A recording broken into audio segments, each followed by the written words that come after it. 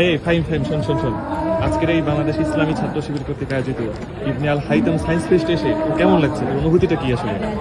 ভাই ভাই এক কথায় প্রতারিত হয়েছি ভাই। কেন প্রতারিত হয়েছে ভাই? কারণ বিজ্ঞান মনস্কতা বলতে আমরা কি বুঝি? বিজ্ঞান মনস্কতা আমরা বুঝি হাতি থাকবে, ঘোড়া, পেঁচা, মাটির টেপা পুতুলের বড় বড় প্রদর্শনী। আচ্ছা।